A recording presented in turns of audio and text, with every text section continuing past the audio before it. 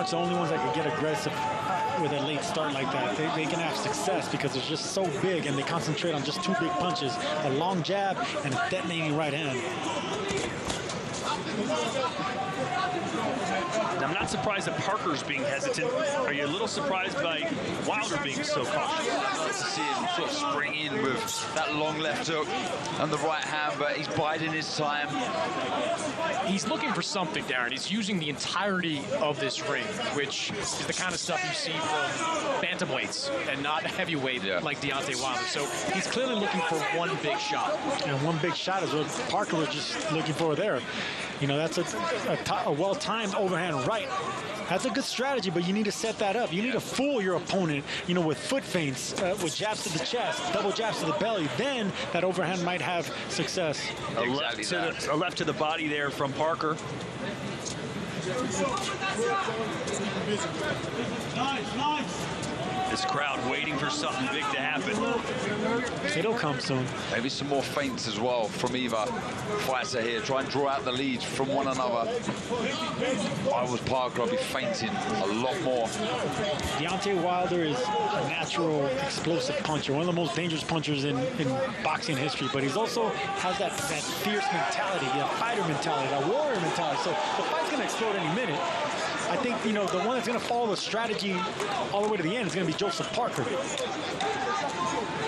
Dangerous moment there. You just sense it when Parker closes inside. That jab backed Wilder up against the ropes. Yeah, double jab caught Wilder's force coming in, and that actually affected Wilder. Shook his legs a little bit. Yeah, the balance didn't look great there of Wilder. Yeah, you got to remember, you know, Deontay Wilder's in his late 30s now. You know, he's 38 years old, so moving around this much is going to take away from the legs, especially when you're not a mover. You're not accustomed to being a boxer and using the entire ring. A wry smile from Wilder there, who thinks, you know what, he's going to get it in a minute. Right, this is going to end up being who's going to win. I always knew it was going to be a difficult night for Wilder, with Parker in form, looking good last time out, full of confidence, needs to stay switched on though. We've touched on this all week. This can end in a blink.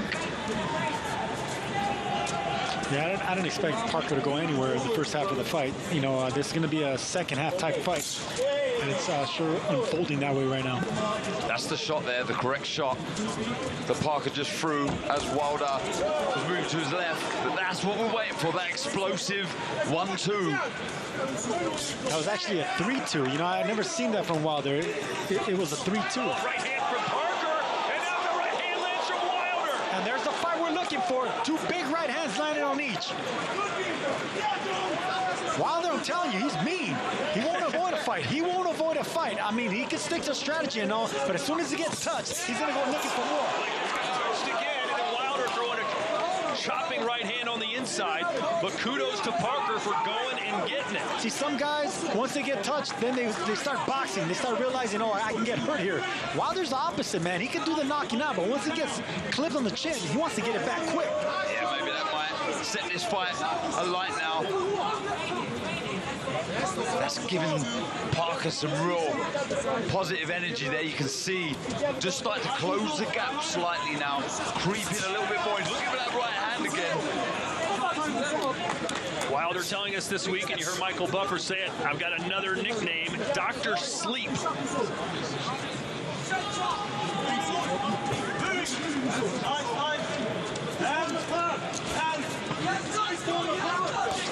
There we go. I want to see that from Wilder. If you're going to be moving that much and you start flicking the jab out there, not to land, but just letting it out there just so you can get the timing, the range, you know, set up and zero in on that right hand.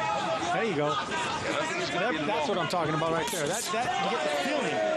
You know, you get the feeling of boxing. You're just not backing up and backpedaling. You're actually boxing, sticking and moving. And you can start finding the distance slightly. He's falling short of the jab, don't get me wrong, but like you say, you get a feel for it, you can start getting the distance. That will allow him to find the right hand. And you look like you're actually trying to find an opening, not just backing up. There from Wilder. He's used that right hand very sparingly, but he's had his moments that he thinks he can land it. That was one of them, but missed. And now Parker coming in like a sprinter. That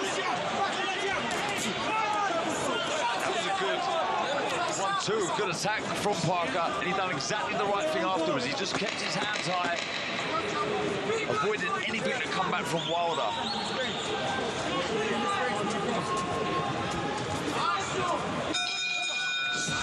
You got to double your way into that jab.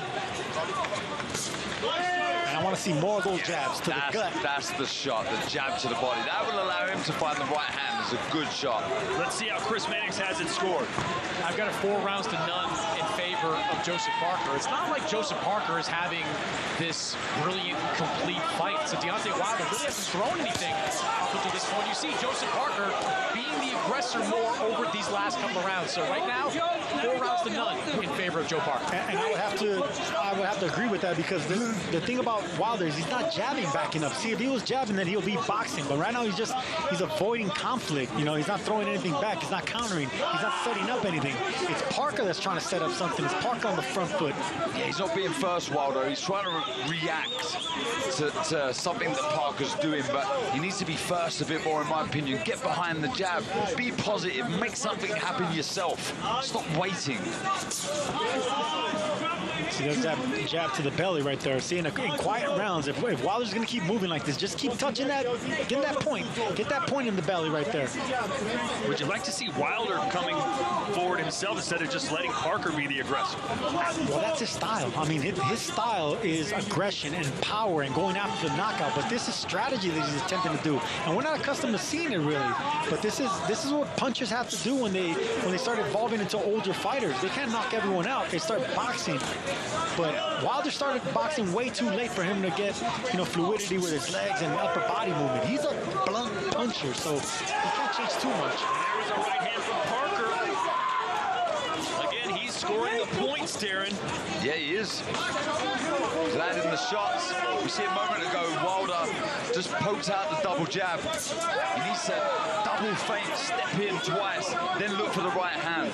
Almost any boxer you ask will say you're never going to get a knockout when you're looking for one. It just has to come. It seems like Wilder is only looking for the knockout. Yeah, look, he's looking for something to pounce on. But I think he's got to be a bit more proactive, be first.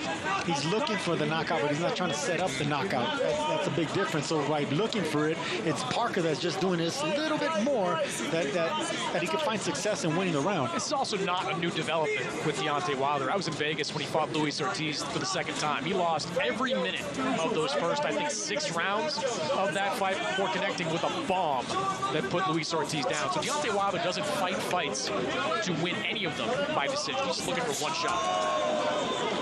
An overhand right from Parker seems to graze Wilder as we enter the final 10 seconds here of round number 5. Wilder listed as an 8-1 favorite in Vegas heading into this one.